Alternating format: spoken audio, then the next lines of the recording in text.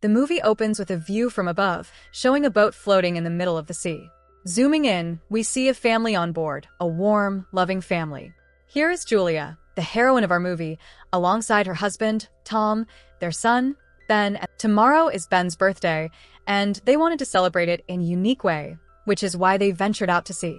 The plan is to celebrate Ben's birthday at precisely midnight. They anchor the boat, and Julia takes a dip in the water for a swim, while Cassie, their other child, sits with headphones on, listening to music. Tom is busy teaching Ben the basics of fishing. Julia floats in the water, but soon she senses something strange. The sea seems eerily calm. Suddenly, she notices the current pulling in a single direction with unusual force, taking her along with it. The boat's compass starts spinning in all directions, hinting at something odd. Tom, too focused on fishing with Ben, doesn't immediately notice, but eventually hears Julia's screams. Acting quickly, he grabs a board and dives in, rescuing her. With Julia back safe, they calm down and prepare for Ben's midnight birthday celebration. Balloons, a cake, everything is ready. Ben cuts the cake and celebrates with gifts, while Cassie steps out to video call her boyfriend. During their chat, she notices lightning in his background, which seems strange because the weather forecast had shown no sign of a storm. Just then her signal cuts out. Cassie warns her family about the strange weather reports, and right then, something violently shakes their boat. Alarmed, they rush outside and see a group of whales hitting their boat, which is unexpected in this area. Tom, who is an ocean researcher, realizes they've somehow drifted off course. Tom inspects the boat and returns with a cut on his hand from the propeller. Julia tends to his wound, but he informs them that a critical shaft beneath the boat is broken. Without fixing it, the boat engine won't function properly. Cassie tries again to connect with her boyfriend, but the weak signal makes communication impossible. Julia attempts to radio for help, hoping a passing ship might pick up their distress signal. Suddenly, a blinding light streaks across the sky. A meteorite is heading straight toward them. Tom quickly starts the boat, moving it just in time. However, the engine is damaged in the rush, and a satellite plummets nearby, signaling a potential disaster. A storm soon descends, with clouds darkening and lightning flashing. They huddle inside the boat, donning life jackets and bracing for the worst. By morning, they find themselves unharmed, but the boat is completely still. They're shocked to see that, instead of floating on water, the boat now rests on solid ground, surrounded by towering rocks. It appears the ocean water has receded, leaving their boat stranded. Tom explains that the Earth's magnetic poles may have shifted, displacing the ocean water. This phenomenon, which last occurred millions of years ago, Cassie is devastated, fearing her boyfriend might not have survived. She locks herself in her cabin, tearfully releasing birthday balloons into the air, hoping someone will see them and come to their aid. Meanwhile, Tom picks up a faint signal on the radio from a nearby submarine. The submarine's captain, also affected by the ocean shift, explains that he survived because his vessel was submerged at great depth. He warns Tom that the water will soon return to the side, flooding the area within days. The captain advises them to reach the highest rocks nearby for safety. Desperate, Tom asks if his children can shelter in the submarine, as there's only room for 2 more people. The captain agrees to help, and they begin packing essentials for the children's journey. Just as they're finishing, a stranger appears, attracted by Cassie's balloons. Exhausted, he approaches the boat, with a dog by his side. Tom offers him water, but the man suddenly turns violent, striking Tom and wounding him. Julia rushes to Tom's aid, but the man thrusts a spear into Tom's stomach, fatally injuring him.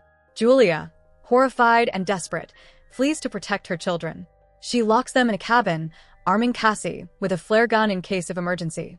Hiding in the bathroom below deck, Julia clutches a knife, ready to defend her children. The attacker, however, begins to search the boat for food, unknowingly coming closer to Julia. As he opens the bathroom door, he finds it empty, unaware that Julia has already slipped outside through a small opening. The murderer also peeks from the same hole, but Julia is sitting very quietly. Meanwhile, upon seeing Julia, the murderer's dog starts barking. Julia gets scared, thinking she might get caught, so she has to kill the dog. Hearing the sound of the dog, the murderer comes out and sees it lying dead. At the same time, Julia climbs on top of the boat, jumps right on top of the murderer, and tries to kill him. Unfortunately, she misses, and the murderer catches her. He beats Julia badly and starts banging her head on the wall. Seeing this, Cassie opens the locker and shoots the flare gun at the murderer's face, causing him to fall on the other side, where a fire begins. Taking the opportunity, Julia escapes with her children. They manage to grab some food and important medicines before leaving. Meanwhile, the boat goes away, but the killer is still after them. Seeing Tom lying dead, all three of them cry a lot. She and the children climb big rocks to get away. Eventually, they reach a place with a spring of water, but the water is very salty. Now they're near a small pool of water, so Julia gives it to Ben, but he refuses, crying a lot. He misses his father and feels guilty, believing that if he hadn't blown the balloons, the murderer wouldn't have found them. He blames himself for his father's death. Cassie also blames him, but Julia explains, "Look, whatever was supposed to happen has happened. No one is responsible for it. We need to forget about it. Our only goal now is to get out of here as soon as possible." Then they see the murderer coming in their direction, so they all run toward the location where the captain's submarine was. As they travel along the route, they notice plastic water bottles and cans scattered along the sea's depths. Julia pulls the children along, as they have no time to waste, fearing the murderer will catch up and attack them, taking away their food and supplies. On the way, they find many barrels that may have once transported oil. Due to the continuous running, Ben feels very thirsty as he hasn't had water for a long time. Julia gives him the last bit of water, and now they are left with none. Cassie begins to lose hope, saying, "We can't survive. We're all going to die." But Julia encourages her, saying, "We have to keep trying as long as we're alive. If we give up now, nothing will happen." They press on, eventually spotting a broken plane that had crashed into the sea years ago, now completely rusted. They decide to stay there for the night.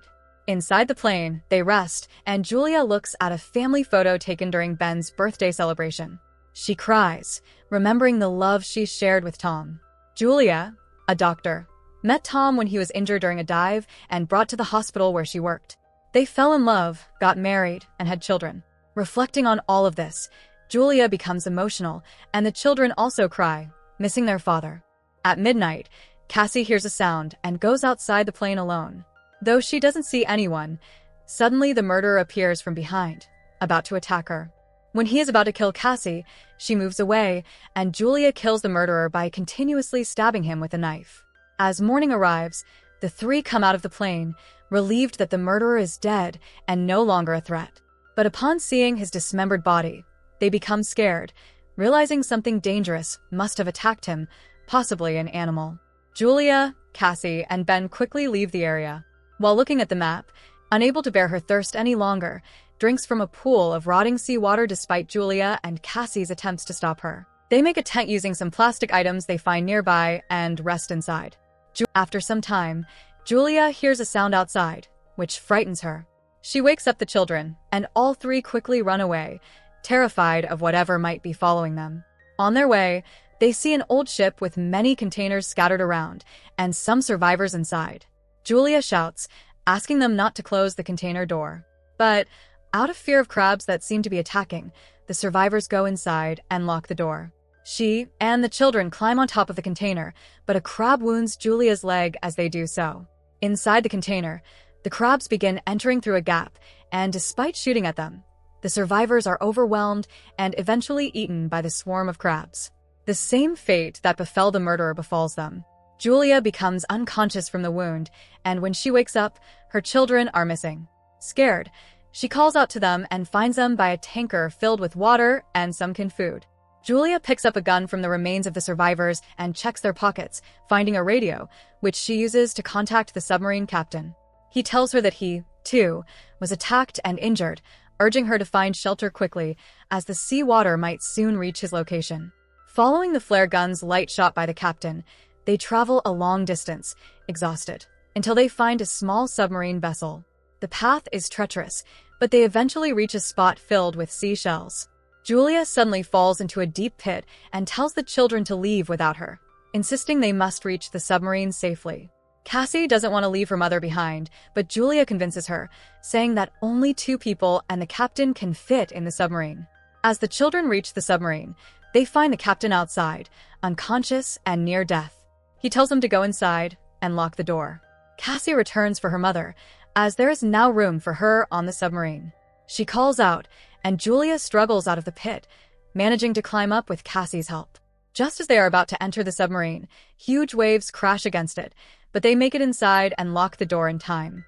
With the sea water violently shaking the submarine, Julia reflects on the entire journey. When she regains consciousness, the submarine has stopped, and they find themselves in an abandoned underwater city. Now the only survivors. The movie ends on this note. So that's it. Hope you enjoy the story. Subscribe and press the bell icon for more videos.